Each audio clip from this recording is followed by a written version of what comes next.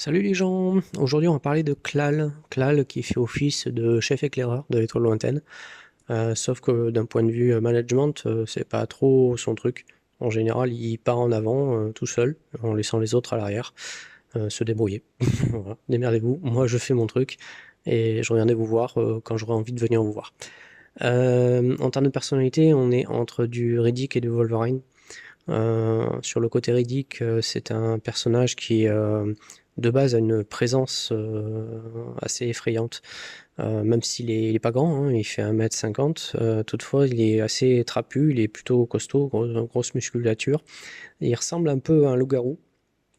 Et encore, il faut vraiment percer en fait une aura d'ombre qui l'entoure pour arriver à discerner cette forme-là de loup-garou. Alors, quand je dis loup-garou, vraiment c'est pour ceux qui jouent au monde des ténèbres, le Crinos, quoi, vraiment le moitié humain, moitié garou, bien musclé, bien vénère. Bon, encore une fois, 1,50 m, mais bon, beau avoir 1,50 m, t'as pas envie de l'emmerder. Il a les yeux un peu luisants, que je dis bien un peu luisants, c'est pas des spots, hein, parce qu'il y a toujours cette aura d'ombre donc qui est autour de lui, qui est comme si ça absorbait la lumière. Donc quand il est caché dans l'ombre, qu'il est immobile, il est quasiment invisible, hein, on a du mal à... Enfin, on se rend pas compte qu'il est là.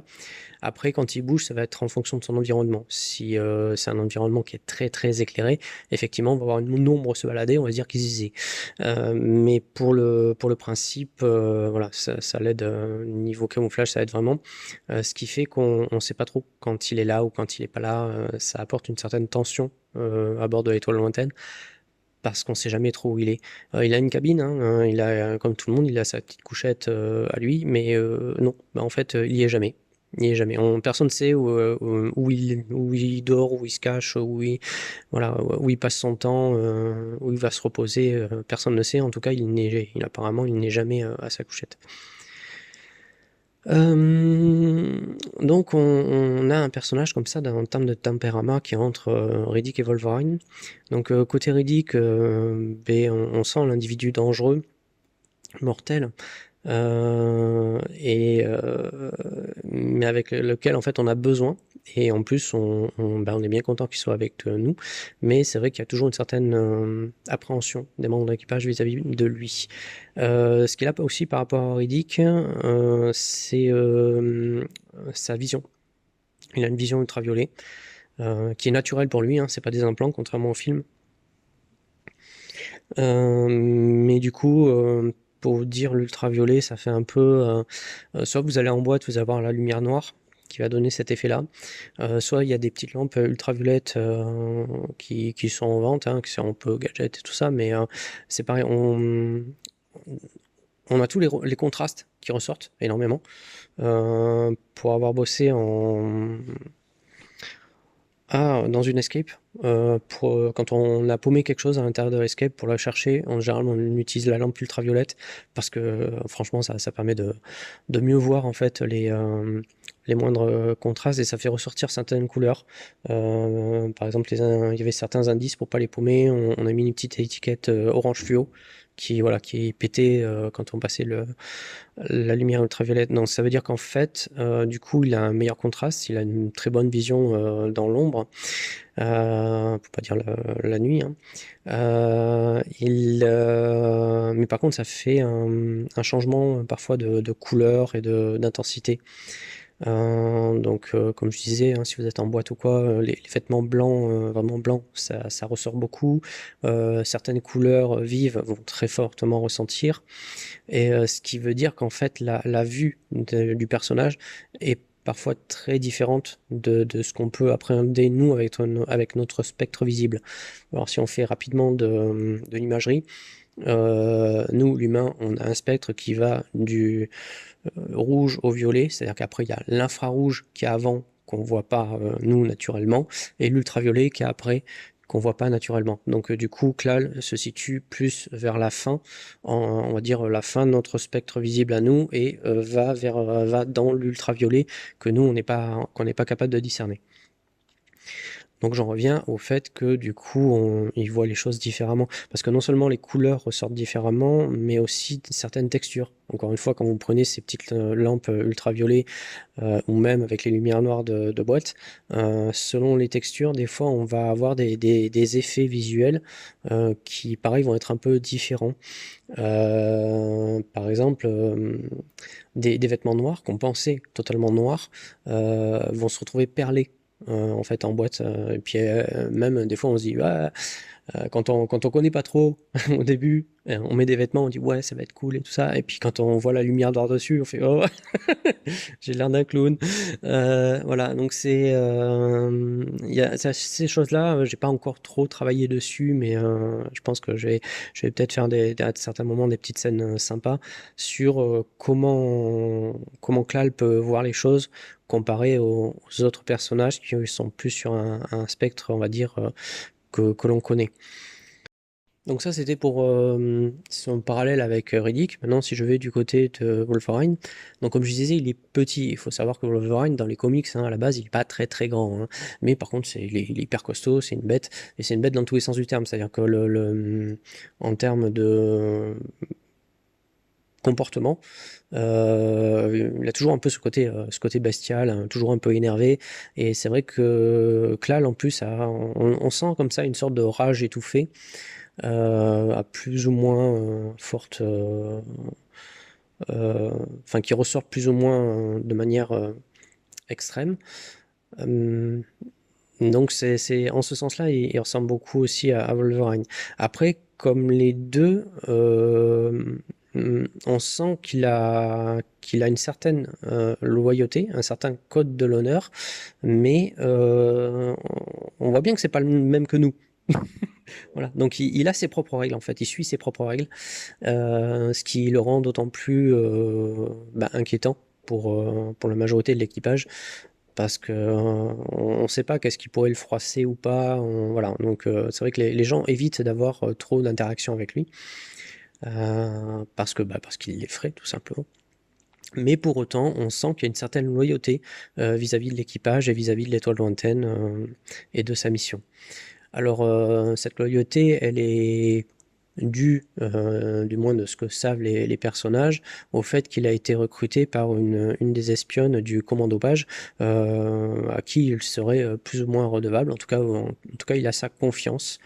Et c'est elle qui l'a incité à suivre l'équipage, qui pense qu'il peut être fort utile. Et pour l'instant, il s'est même déjà montré fort utile, hein, d'ailleurs. Une certaine appréhension vis-à-vis de ce personnage-là. On est conscient de son utilité et de finalement potentiellement sa loyauté. Ce qui rend l'empreinte aussi à Wolverine, c'est les griffes. Alors, il les a pas au même endroit, hein, c'est pas sur le dessus comme pour le héros de comics. C'est des griffes au bout des doigts, mais ça reste des griffes acérées, hein, qui font pas mal de dégâts, hein. Ça fait 2d6 dans le jeu de Star Wars. Bon, ça faut savoir, c'est pas mal 2d6, hein. C'est 2d6, on est entre, on va dire une épée courte en termes de dégâts. Donc franchement, c'est pas plus mal. La plupart des griffes, en général, c'est plutôt 1D. Donc là, ça pique. Du coup, ça rajoute encore à son côté bestial et dangereux. Pour rappel, ça a aussi une tronche de garou, donc avec la gueule, ça comprend la gueule, même s'il n'a pas forcément de dégâts au niveau de la gueule. J'ai envie de dire, ça va dépendre aussi en termes de jeu, en termes de partie, ce qu'il fait. Euh, une gueule de loup quand même, j'estime que ça pourrait faire des dégâts, même si ça n'a pas été inscrit sur sa fiche. Voilà, je le dis pour le joueur, ça peut être des dégâts supplémentaires si jamais il se met à mordre. Ça a quand même une sorte de gueule de loup, ça peut faire mal. C'est tout ce que je vais avoir au niveau de la description physique. Ah si, j'en reviens à son point de vue, ce qui est assez rigolo, c'est que, comme je disais, nous on voit une sorte de loup-garou caché dans une aura d'ombre, avec des yeux un peu luisants. Vraiment un peu luisant, c'est pas des spots, c'est vraiment juste un peu luisant. Mais en tout cas, lui, quand il voit un autre Défel, ou quand un autre Défel le voit, il faut savoir que, comme je disais, les textures, tout ça, ça réagit différemment. Et eux, en fait, ils ont la peau qui va entre le orange et le vert, du orange au vert, et le pelage qui est du bleu au violet. Donc c'est pareil, du coup des couleurs assez qui donnent un tassé. Et si j'en reviens encore à l'histoire de s'amuser avec la vision pas infrarouge, ultraviolette, c'est vrai que ça doit être assez amusant de prendre le point de vue du Défel où lui, il est juste posé dans un coin de la pièce et les gens le voient pas du tout, le calculent pas du tout, alors que bon, il se cache même pas forcément, quoi. C'est juste qu'il est posé là. Et inversement, voir quelqu'un qui se cache, qui croit être caché, accroupi dans un coin et que lui il voit pertinemment quoi. Ça doit lui sembler totalement ridicule. Donc je pense que vraiment à ce niveau-là il y a des choses à jouer en fait sur les visions des personnages, enfin le spectre visible des personnages. On a ça aussi dans tout ce qui est D&D avec les Nocturnes. Nyctalope, ce genre de choses. C'est vrai qu'on joue pas vraiment assez avec, je pense. Et encore, Nyctalope, ça reste toujours dans le spectre plus ou moins visible habituel.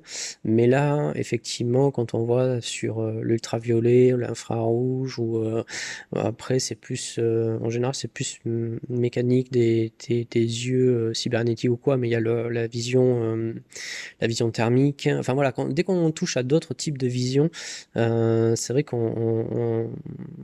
bah, c'est difficile de prendre ce point de vue-là, mais je pense que ça peut être très enrichissant dans les parties d'essayer de jouer un peu avec ça.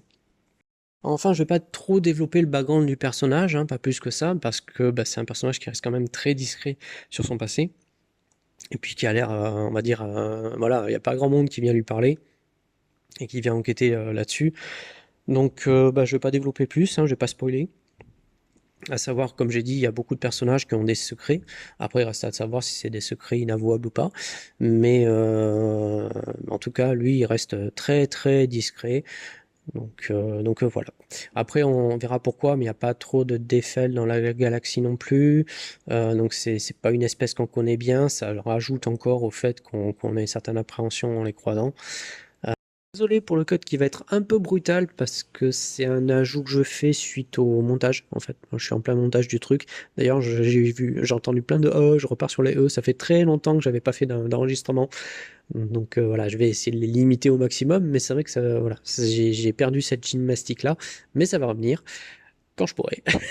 Voilà. Du coup, concernant l'utilisation comme ça d'un personnage joueur, d'avoir un personnage joueur qui est capable vraiment de se camoufler, voir. Alors là, c'est pas de l'invisibilité, mais ça pourrait marcher sur un personnage qui puisse être invisible. Comment comment le marquer vis-à-vis des autres joueurs? Comment faire que ça reste pas juste un atout comme ça qu'il peut utiliser quand il le souhaite, mais qu'on sent que ça fait partie de lui, c'est quelque chose qu'il utilise tout le temps. Moi, je l'utilise en début de partie. En général, en début de partie, j'essaie toujours de faire commencer les joueurs, les personnages joueurs, dans des situations qui pourraient être un peu leur vie de tous les jours. Donc, je choisis arbitrairement. Alors, arbitrairement, je mets des guillemets parce que des fois, je leur propose différentes options, mais ça dépend du temps que j'ai de préparation, etc. Mais sinon, je vais choisir arbitrairement de là où ils sont, ce qu'ils font, etc.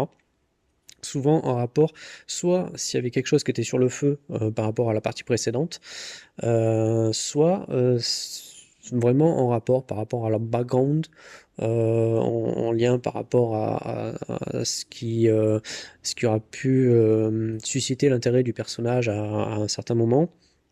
Enfin voilà, j'essaie vraiment d'avoir des personnages qui ont une vie en dehors des sessions de jeu. Et du coup, quand ils les prennent, qu'ils soient à ce moment-là d'interaction, qu'elle soit sociale, peut-être en train comme il s'est entraîné à faire certaines choses justement en plein entraînement, ou alors s'il a amélioré un de ses équipements, en train de le bidouiller. Enfin voilà, j'essaie toujours d'avoir quelque chose qui soit en lien par rapport à ces personnages-là. Ou alors s'il y a des relations, des enquêtes ou quoi qui ont été poussées par le joueur, encore une fois, suite à des choses qui ont éveillé son intérêt, ils sont sur ces actions qui sont un peu plus personnelles pour le personnage.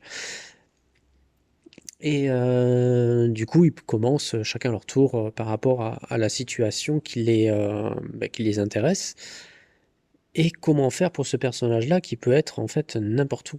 Et quand je disais que ça met une certaine tension dans l'équipage du vaisseau, ça fait partie de ça. C'est de se dire, je suis vraiment seul dans la pièce ou il y a un Klal là qui se planque dans un coin et qui m'observe. Du coup, donc je vais avoir, moi, en tant que maître du jeu, savoir à peu près toutes les zones où je vais faire démarrer une histoire, une action, ou alors toutes les zones qui sont accessibles aux différents joueurs, et je vais les proposer, avant de vraiment commencer la partie, au personnage de Klal. Je vais dire, ok, tu peux démarrer à tel endroit, sans lui préciser ce qu'il y a, ce qu'il n'y a pas, etc. Après, lui a peut-être ses propres objectifs personnels qui vont le pousser à un endroit ou à un autre.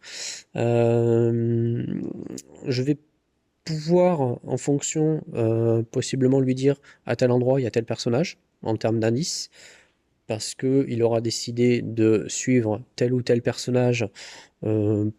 Pourquoi, encore une fois, le choix du PJ, soit du choix du joueur, soit parce qu'il se doute de certaines choses ou quoi, etc. Et du coup, les autres joueurs vont entamer leur partie, comme je disais, en fonction des lieux et situations qui concernent leur personnage. Mais effectivement, ils démarrent leur partie sans savoir si Klal est avec eux ou pas. Le personnage de Klal, à ce moment-là, s'il est dans un des endroits où il y a un des joueurs qui fait des actions, aura le choix entre se dévoiler ou pas. C'est-à-dire juste regarder la scène et rester planqué et garder ça pour lui pour plus tard. Ou alors interagir, vouloir voilà, peut-être faire obstacle ou inversement aider, etc. Et se révéler au personnage qui en général se conclut par un sursaut. Ah, il était là. Mais voilà, c'est encore une fois, ça marque les possibilités de ce personnage-là, de se fondre dans le truc et le côté un peu euh, schizophrène. Hmm, non, c'est pas schizophrène. Je sais plus quelle maladie c'est. Bref, le côté un peu d'avoir un peu peur de tout et de rien hein, par, euh, par la présence cachée de ce mini-garou. Euh, donc, choix au joueur de Klal d'interagir ou pas, de se dévoiler ou pas, de faire savoir ou pas qu'il a réussi à obtenir telle ou telle information. C'est vraiment lui qui voit, ça fait partie de son jeu à lui. Tout comme il pourrait être à un endroit totalement différent. Au final, chacun fait son action en se disant bon, est-ce qu'il y avait Klal ou pas? Et puis au final, il était à un endroit totalement ailleurs que je lui fais jouer. Donc ça, c'est voilà, c'est une des parties que je trouve assez intéressante avec ce personnage-là, de mettre comme ça de la tension dans l'équipage parce que ça fait partie de la campagne où vraiment l'équipage est censé être sous tension, que ce soit sous tension par Klal, mais plein d'autres choses en fait. Chacun ont des objectifs personnels qui peuvent plus ou moins être en conflit ou pas avec la mission. Chacun peut avoir des secrets propres qui n'ont pas envie que ça soit dévoilé, ou faire des actions qu'ils ont envie de rester plus ou moins discrètes, hein, de plus ou moins grande gravité, hein. Ça peut être un petit peu de marché noir dans le vaisseau, bon voilà, ça peut être un traître. Ça peut être voilà, tout un tas de choses qui font qu'une paranoïa, voilà, une certaine paranoïa qui doit régner au sein de l'équipage et même un peu entre joueurs, même si, encore une fois, je suis pas fan des joueurs qui s'entretuent, etc. Voilà. Mais voilà, j'aime bien qu'il y ait cette tension-là, et c'est vrai que ce personnage-là m'aide beaucoup là-dessus. Donc voilà, c'était histoire de donner l'idée à des MJ. de se dire, tiens, j'ai un personnage, un joueur qui est capable de faire ce genre de choses. Bon, ça peut être aussi un PNJ, mais je pense que ça serait beaucoup moins fun. En termes de... Parce que de toute façon, le maître du jeu est témoin de toutes les scènes, donc s'il décide que le PNJ est au courant, voilà. Mais entre joueurs, voilà, je trouve ça assez intéressant. Et encore une fois, surtout avec un personnage justement qui reste très mystérieux, dont on ne sait pas en fait quelles sont les ambitions, intérêts et objectifs. Voilà, je trouve ça assez sympa pour le coup, d'avoir cette option-là sous la main, de se dire bon, j'ai fait des trucs, est-ce que ça a été vu, entendu ou pas, on ne sait pas. Et puis celui qui l'aurait vu, entendu ou pas, qu'est-ce qu'il en ferait? On ne sait pas. Voilà, voilà. Bah sur ce, on continue sur l'enregistrement qui était prévu. Très rapidement, je vais pas m'y pencher comme j'avais fait pour le personnage précédent. On va parler un peu de leur monde, donc monde qui s'appelle Afel. Alors c'est comme pour Klal, comme pour leur grand soleil d'ailleurs, immense soleil géant avec lumière ultraviolette, un beau soleil violet qui s'appelle Cadedus. Ils aiment bien mettre des apostrophes un peu partout dans leur nom, dans leur nomination. Donc voilà, si vous cherchez à faire à nommer des choses un peu comme les auraient nommé les Defel, bah, n'hésitez pas à foutre une apostrophe dans chaque nom propre. Donc cette lumière qui explique leur spectre de vision, le fait qu'ils voient dans le noir en fait parce que justement ils vivent dans des mines. Faut penser que leur planète du coup subit les radiations de ce soleil qui sont plus fortes que d'autres soleils qu'on peut croiser dans la galaxie, et provoque d'immenses tempêtes électromagnétiques sur leur monde qui est très riche en minerais, hein, et justement qui réagit par rapport à ces radiations, ce qui fait que la surface est inhabitable, hein. Ils vivent tous dans les conduits, les mines qu'ils ont construits. Leurs villes sont à l'intérieur. Et d'ailleurs, il y a qu'un seul vaisseau qui passe par an, qui appartient à la compagnie Vulca, qui est une compagnie minière, qui vient chercher en fait récolter tout ce que les Defel ont pu extraire de la mine. Donc, et ceci en contrepartie, alors de crédit certes, mais ce qui va plus les intéresser, c'est en fait tout ce qui manque dans leur planète, donc énormément d'agriculture, enfin voilà, ce genre de choses, donc plutôt des vivres et de quoi survivre, par rapport à ce monde qui bah, très difficile à survivre sur un tel monde. Du coup, beaucoup de légumes, voilà, comme je disais, d'agriculture, parce que par contre, ils chassent. Les Defel vraiment chassent dans leurs mines, il y a des créatures hein, qui s'y promènent, etc. Ce sont de grands chasseurs, donc on va dire en termes de protéines animales, ils arrivent à avoir ce qu'il faut, mais par contre, l'agriculture, bah oui, c'est comme je disais, c'est une terre qui est très riche enfin, en minerais, en roches, donc pour cultiver, c'est pas ça. C'est pas ça. Donc, du coup, c'est plutôt de ce qu'ils importent. Ce qu'ils demandent en importation, ce sera plutôt ça. Et en exportation, du coup, plein du minerai. Donc voilà, du coup, pareil, dans les mines, on peut comparer un peu aux nains de genre Donjons et Dragons. C'est pour ça qu'ils sont assez petits, trapus, mais très costauds. En fonction justement de leur type de vie.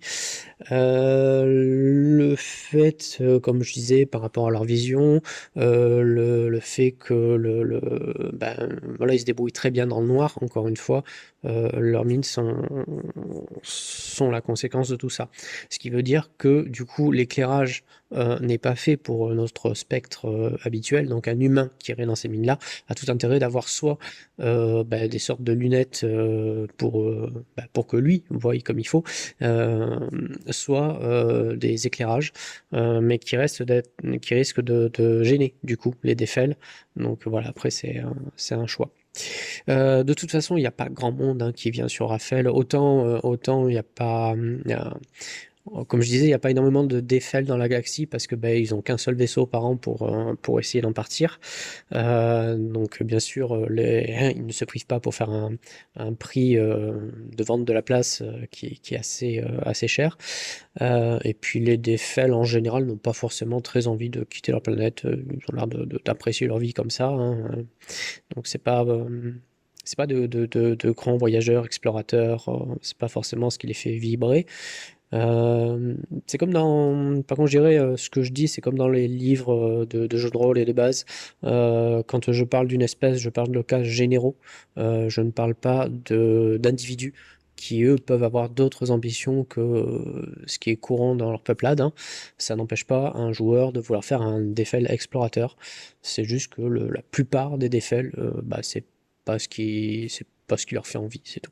Du coup, voilà pourquoi on ne trouve pas beaucoup de défaites dans la galaxie, et pourquoi il n'y a pas beaucoup de tourisme sur Affel, parce que bah, il n'y a pas grand-chose à y voir non plus. Euh, c'est un- Ça n'a pas grand intérêt, puisque la seule richesse, comme je disais, c'est les minerais, et que sont de toute façon exportés par cette société Vulca. Voilà. Donc, pas trop grand-chose de plus à raconter sur Afen. Non pas qu'il doit bien avoir des choses très intéressantes, mais comme je disais, je vais pas me développer plus que ça ce monde-là. C'est à moins que les joueurs décident d'y aller à un moment ou à un autre. Mais en l'état actuel, c'est pas forcément pertinent d'y passer énormément de temps. Voilà. Donc j'espère avoir fait un petit peu le tour de tout ça. Et puis bah à bientôt. J'ai plein de. Il y a des choses que j'ai envie de parler aussi. Là, on arrive à. Oh, je vais pas faire des promesses que je sais pas si je vais tenir. Allez, sur ce, ben, à la prochaine fois.